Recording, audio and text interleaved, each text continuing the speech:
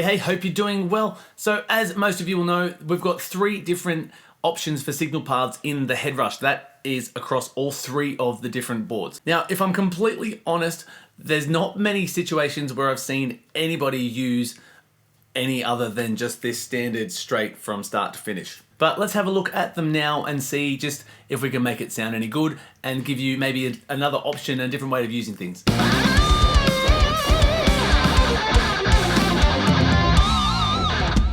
Okay, so I'm using this same Petrucci inspired rig and the same ESP because I just haven't stopped shooting since the last video, but I actually really quite like this rig. I'm really happy.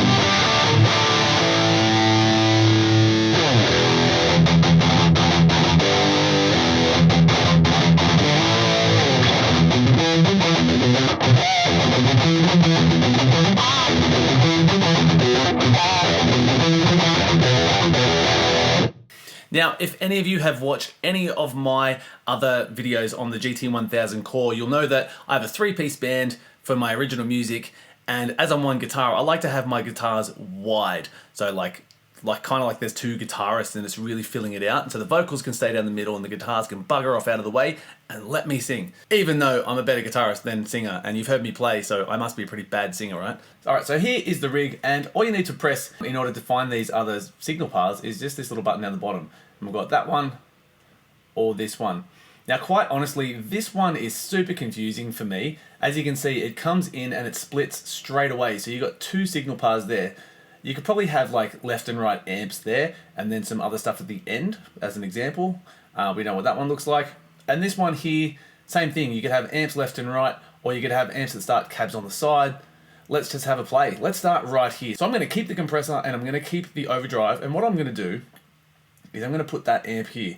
So, which means here I need to turn that 2 off. So the problem with this, I find, even though this routing is a little bit more complex, it's still very limited. So like for example, the GT1000 core, you can add in a lot more different effects and a lot more different options for your signal path. Whereas this, you are limited to your 3 at the front, 3 other side and 2 at the back. So you got to be like kind of smart about the way you're doing it.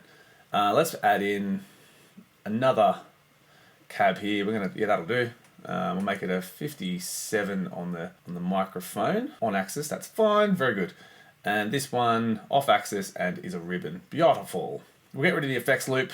We'll keep the volume at the back. Look, I think that's, so there we go. That's an example for starters, and it's gonna go like this.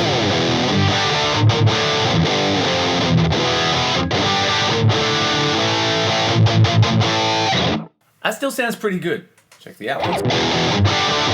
Yeah, cool, that's fine. I don't think that's gonna really pump up too much. So basically what's happening here is we've got compression and overdrive going into the amp.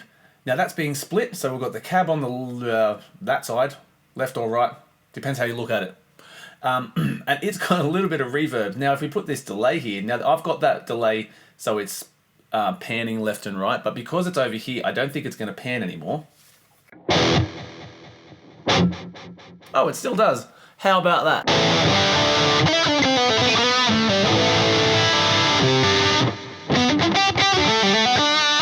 Hey, that's pretty cool. I didn't realize that. So now we've got kind of a little bit more complex mix. Now, as I was saying at the start, I like to have my guitars super wide so it sounds like I've got 2 guitars. At the moment, that's still in mono.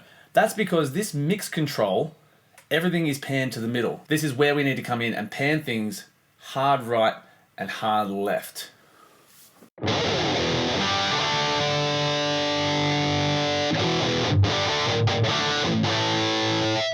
Now that doesn't seem to be doing too much, but check this out.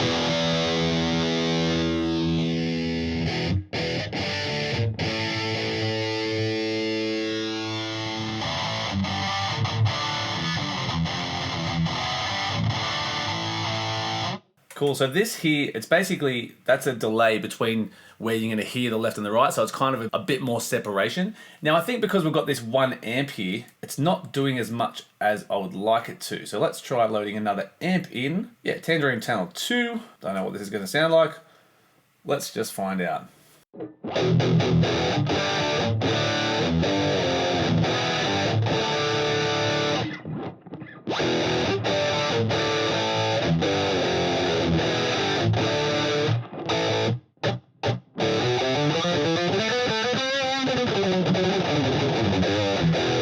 So for example now, if we come to the mix, let's turn A level all the way down so we can't hear it.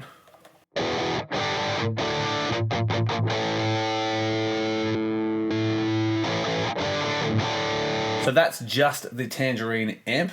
Now let's go back up to -6 and turn this one all the way down.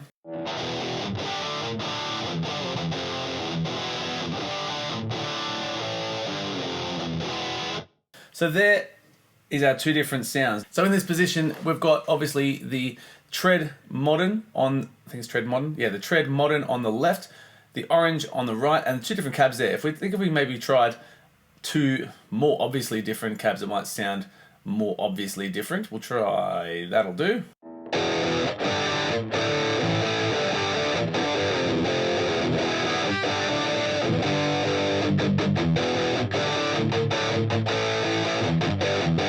Be interesting to hear what this delay does now. Yeah, cool. So now that that's panned hard left and right, this delay is only on that side and this reverb is only on this side. So again, if we change this one, let's make it a bit bigger again.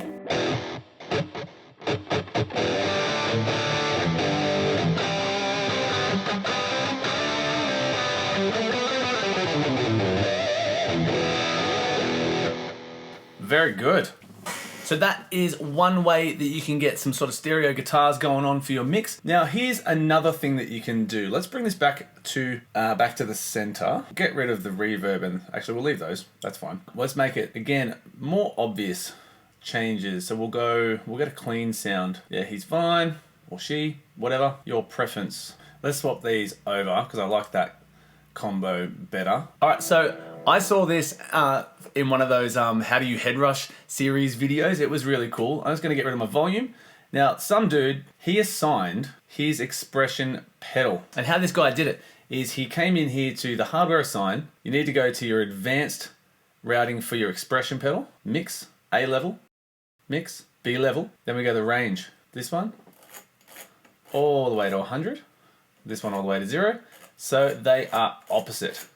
So now if we have a look at here on the expression pedal, A level is down, B level is up. So now we have two separate rigs. We have a clean rig and the heavy rig. So before I do anything, you can see that at 100%, that goes to plus 12 dB, and it was at -6. That's gonna blow my face off. So I'm just gonna come in and try to adjust this. Let's bring it to 70% maybe? I don't know, let's find out.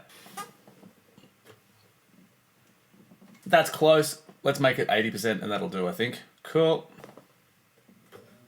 Yeah, so it's a little bit louder. So I'm gonna turn the overall output down by a couple there.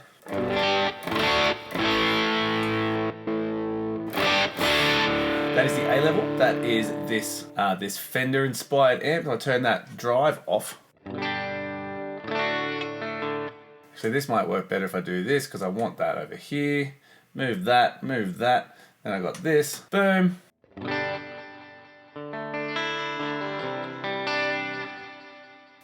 Put that up here.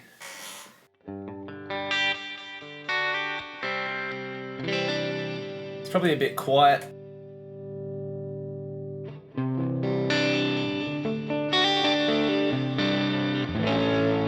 So then we roll this one forward. And guess what?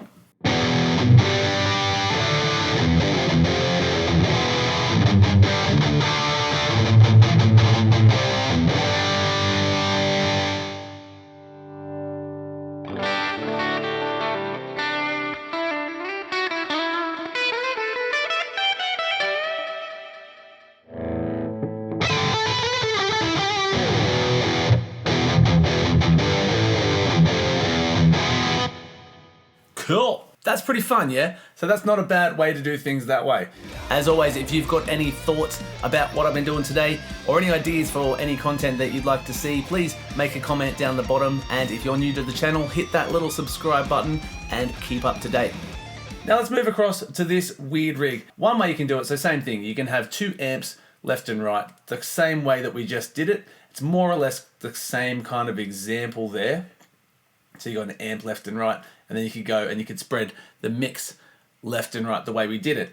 Or let's try just some kind of clean rig, and we'll keep it very, very basic. Amp there, we'll get rid of the graphic EQ, put it up here, and we can have some kind of wet, dry kind of deal going on. We can have on the left, chorus. Over here, modulation will go flanger. So now,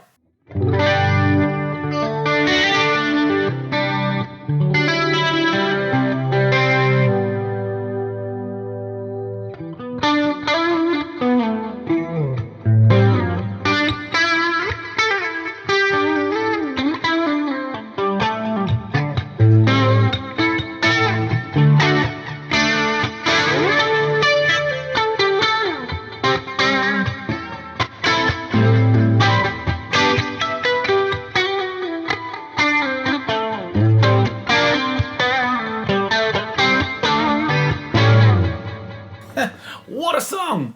But you can kind of see the sort of deal that's going on. So for example as well, if we wanted to do some distortion here, yeah, that's great, that one. Never used this one. Let's have a listen.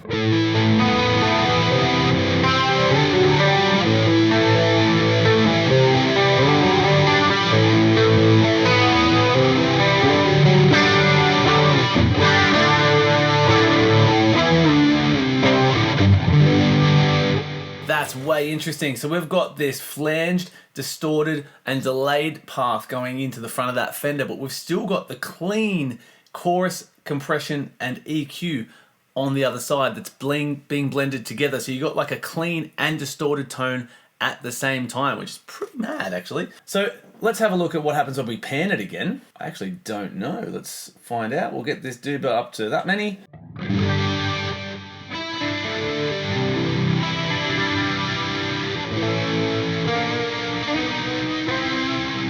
Cool, so it still pans. Even though it's going, looks like it's going mono into the front of an amp here, it's still a stereo rig, as you can see down the bottom. And if we go to our output, the width is 100%, so it's all the way wide. So over this side, we've got that clean signal, and it's staying over to the left, and then we've got this flange distorted signal over to the right.